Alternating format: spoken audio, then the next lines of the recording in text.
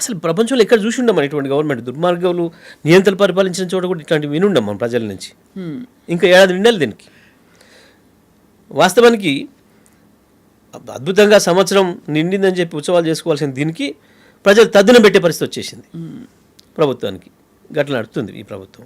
ఇక ఇటువంటి పరిస్థితులలో ప్రతి ఒక్కరు మాట్లాడుతున్న మాట ఏంది, కేసీఆర్ మళ్ళీ కావాలి.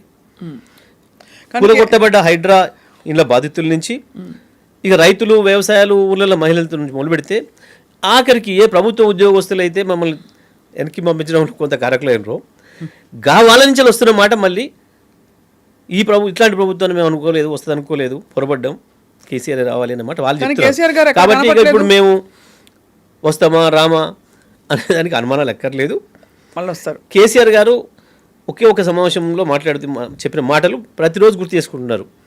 మీరు ఎవరేం తొందరపడకండి, మీరు ఎవరేం విమర్శ చేసే పని లేదు, ప్రజలు మిమ్మల్ని వెతుక్కుంటూ వస్తారు, వచ్చేటట్టు వాళ్ళే చేస్తారు అనే మాట చూడండి. కేసీఆర్ గారు ఇప్పుడు కేసీఆర్ గారిని పట్టుకోవాలంటే కేసీఆర్ గారి ఫామ్ హౌస్ వెతుక్కుంటూ వెళ్ళాలా? కేసీఆర్ గారు ఇంత జరుగుతున్నా కూడా ఎందుకు ఒక ప్రతిపక్ష నాయకుడిగా బయటికి రావట్లేదు? ఎంత తెలివితక్కువ ప్రశ్న ఇదంటే, కేసీఆర్ ఎక్కడ ఉండాలి అక్కడ ఉన్నాడు కదా. కేసీఆర్ ప్రతి హైదరాబాద్ మనసులో ఉన్నాడు. కేసీఆర్ ఈ ప్రభుత్వం చేత మోసపోయిన ప్రతి రైతు నోట్లో ఉన్నాడు. కేసీఆర్ ఈ ప్రభుత్వం చేత మోసపోయిన నిరుద్యోగుల మనసులో ఉన్నాడు. ఎక్కడ పోయినా కేసీఆర్ గురించి వాళ్ళు తలుస్తుంటే కేసీఆర్ లేడనుకోవడం ఒక తెలివి తక్కువ వాదన తప్ప ఇంకోటి కాదు. అయితే కేసీఆర్ గారు బయటికి రాకపోవడానికి ఇదే కారణం అంటారు? అంటే అవసరం లేదంటారా ఆయన కోణం నుంచి? ఏంటి సార్, ఎందుకంటే ఇప్పుడు ప్రతిపక్షం మాకే ఆన్సర్ లేదు, ఇక కేసీఆర్కి ఏం ఆన్సర్ ఉంటుంది? వీళ్ళకి మాకే ఆన్సర్ లేదు. మామూలు కార్యకర్తలుగా, కేసీఆర్ పార్టీ వర్కర్స్గా ఈ ప్రభుత్వం నుంచి ఏ ప్రశ్నకు ఆన్సర్ లేదు. అప్పుడే ఇప్పుడు మమ్మల్ని చూసే భయపడుతున్నారు.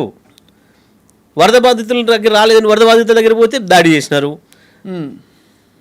కొండారెడ్డిపల్లిలో పాపం మాదన్కి ఎందుకండి, మీ ఛానల్స్ మిత్రులే, కొండారెడ్డిపల్లిలో రైతు బంధు మొత్తం వచ్చిందా అడుగొస్తామని పోతే ఎందుకంత భయం, ఎందుకు దాడి? పాపం మహిళలను చూడకుండా జర్నలిస్టుల మీద దాడులు, పాపం జర్నలిస్టులు వాళ్ళ స్టూడియో నుంచి బయట దిగగానే కాపు కాసి దాడులు. ఎందుకు ఇది? ఎందుకు ఎన్ని కేసులు పెట్టారు ఇప్పటికి మా మీద? మమ్మల్ని చూస్తేనే మాకు ఆన్సర్ చెప్పే పరిస్థితిలో లేవు, సాధారణ ప్రజలకు ఆన్సర్ చెప్పే స్థితిలో లేవు, యూత్కి ఆన్సర్ చెప్పే పరిస్థితిలో లేవు, రైతులకు ఆన్సర్ చెప్పే పరిస్థితిలో లేరు. ఇక మీకు కేసీఆర్ కావాలన్నా? ఇంకా కేసీఆర్ ప్రజల మనసులో ఉంటాడు, నాయకుడు ఎప్పుడు ప్రజల మనసులో ఉన్నాడు, వాళ్ళు ఎదురు చూస్తున్నారు. కాకపోతే ఎన్నికల సమయం కాదు కాబట్టి ప్రజలు ఏం చేయాలి, ఇంకా 4 ఏళ్ళు ఓపిక ఎట్లా పట్టాలి అని బాధతో కనబడుతున్నారు. కేసీఆర్ ఏందో అందరికీ తెలుసు, మాకంటే వాళ్ళకి ఎక్కువ తెలుసు అంతే అంటారు. ఎప్పుడు ఎట్లా రావాలనో, ఎప్పుడు ఏం చేయాలనో కేసీఆర్ తెలిసినంత ఎవరికి తెలియదు, అందులో సందేహం లేదు. పాపం ఇప్పుడు ఎందుకు కేసీఆర్ కోరుకుంటున్నారు పాపం. ఈ దీపావళికి పొంగులేటి గారు ఏదో బాంబులు పేల్చబోతున్నారని చెప్పి వినికిడి, మీ కీలక నాయకులు చాలామంది అరెస్ట్ అవుతారా? ఫోన్ ట్యాపింగ్ వ్యవహారం, ఎవరెవరు ఫోన్లు ట్యాప్ అయ్యాయి? నేను అనుకుంటూ ఏంటంటే ట్యాప్ అయినాయా సార్? సియోలు వెళ్ళారు కదా, అటు ఉత్తర కొరియా, దక్షిణ కొరియా ఎప్పుడు యుద్ధం రెగ్యులర్ చేసుకున్నది కాబట్టి ఏదైనా మంచి బాంబులు తయారు చేసిరేమో. ఈయన హౌస్ ఉంది కదా, అదేంది దాంట్లో కట్టింది హిమాయసాగర్లో, బహుశా అక్కడ కొత్త బాంబులు పేల్చేసి ఏమన్నా దీపావళి బాగా చేసుకుందాం అనుకుంటుండే మాకు తెలియదు. కానీ ఇవన్నీ తెలివి తక్కువ మాటలతోని, డైవర్షన్ మాటలతోని సియోలు పోయింది, ఫెయిల్ అయింది, పరువు పోయింది ప్రజల దృష్టిలో, ఖతమైపోయినరు.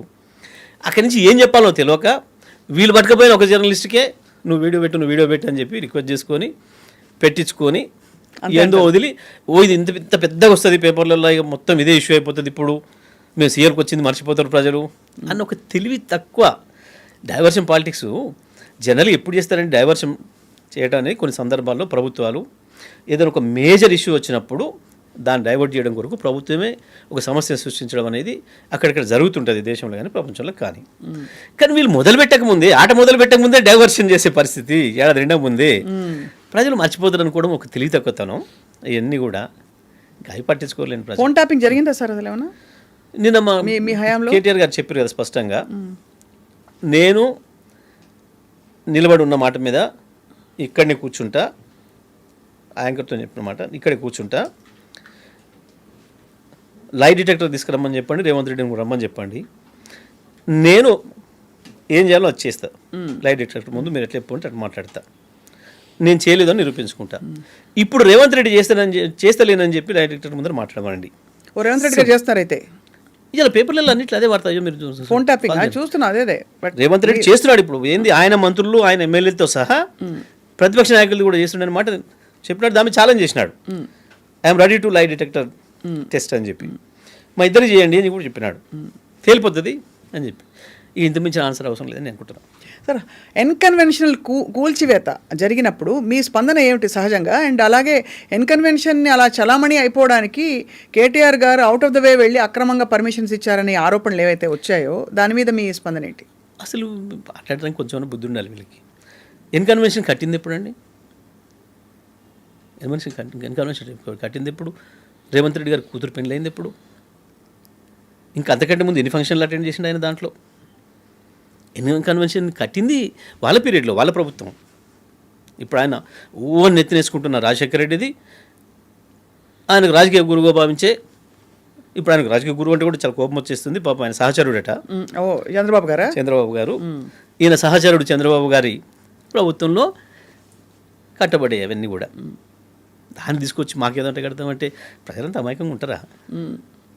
కానీ కొండా సురేఖ గారు చాలా అంటే దాదాపు అందరూ షాక్ అయిపోయే కొన్ని వ్యాఖ్యలు చేశారు.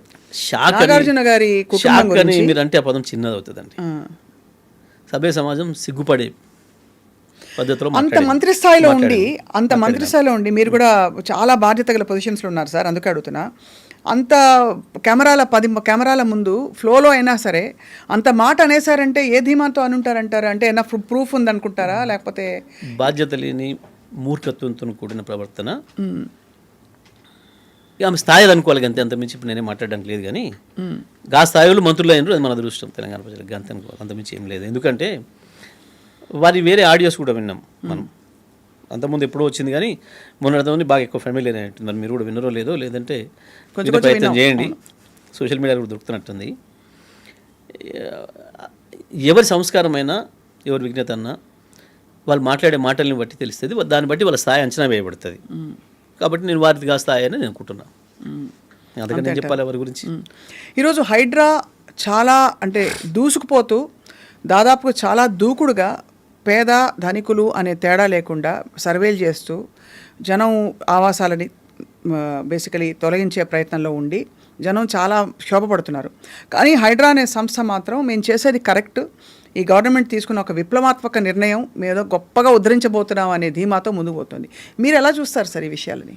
వాస్తవానికి హైడ్రా అనేది ఒక చిన్న ఆర్గనైజేషన్, గవర్నమెంట్ సృష్టించిన ఒక చిన్న sir they are bulldozing all the చిన్న ఆఫీస్ డ్వెల్లింగ్స్. అది ఇష్యూనే కాదు అసలు. ఇక్కడ హైడ్రా అనేది ఒక ఇష్యూ కాదు, హైడ్రా ఆఫీసర్ అనేది ఒక ఇష్యూ కాదు. గవర్నమెంట్ ఇక్కడ రెస్పాన్సిబిలిటీ గవర్నమెంట్ది. HYDRAA chairman CM. ఇప్పుడు చిన్న అధికారులు మనం చెప్తే చేసి వచ్చేటోళ్ళు వాళ్ళ పెద్ద ఇష్యూ కాదు. హైడ్రా సంస్థ అనేది ఎవరు మనం క్రియేట్ చేసుకుంది ప్రభుత్వం. దాన్ని ఏందో చాలామంది తెలియక ఇంత పెద్దగా కొన్ని పేపర్లు చాలా సంబరపడిపోయి ముందే ఇంత హెడ్డింగ్లు రాసుకొని ఆ ఆఫీసర్లకు కూడా ఇంత పెద్ద సర్టిఫికేట్లు పెట్టి ఒక అత్యుత్సాహాన్ని ప్రదర్శిస్తున్నారు. కానీ హైడ్రా లెక్క ముందు కూడా ఇవన్నీ చట్టాలు ఉన్నాయి, అందులో సందేహం ఏం లేదు. కానీ హైడ్రా పేరు మీద ఇవాళ జరుగుతున్న విధ్వంసం అది ప్రభుత్వం తప్పించుకోవడానికి హైడ్రా మీద పెడుతుంది. కానీ ప్రతి కూల్చివేతకి మూలం సీఎం మాత్రమే, అందులో సందేహం లేదు. కూల్చబడుతున్న అన్నీ కూడా సీఎం కూడా కొట్టినట్లే తప్ప HYDRAA what is HYDRAA, who is that officer వాళ్ళ పెద్ద ఇష్యూ కాదు. ఆయన తీసేసి చెప్తే పొద్దున ఇంకో ఆయన పెట్టుకుంటాడు, అది ఇష్యూ కాదు. జరుగుతున్న ప్రక్రియ ఏంది అనేది చూడాల్సింది. దానికి బాధ్యులు ఎవరు? ప్రభుత్వమే పూర్తి బాధ్యత. దీంట్లో ఇప్పుడు వీళ్ళు చేసిన విధ్వంసం మామూలుది కాదు. మొత్తం హైదరాబాద్ నగర భవిష్యత్తు మీదనే దాని ప్రభావం పడింది. మనం చూస్తున్నాం ఇవాళ రియల్ ఎస్టేట్ రంగం ఏమైంది అనేది మనం చూస్తున్నాం. పాపం అంతకుముందు మనం ఎక్కడ చేసినా ఇంత పెద్ద బోర్డులు ఫ్రంట్ లేక్ అని పెట్టుకునేటోళ్ళు పాపం. ఇప్పుడు దాన్ని అర్జెంటుగా తుడిచేసి లేక్ మనం చాలా దూరంగా ఉన్నామని పెట్టుకోవాల్సిన పరిస్థితి వచ్చేసింది. లేక్ ఫ్రంట్ నుంచి అదొక చాలా డిజైరబుల్ ప్రాపర్టీ నుంచి ఇప్పుడు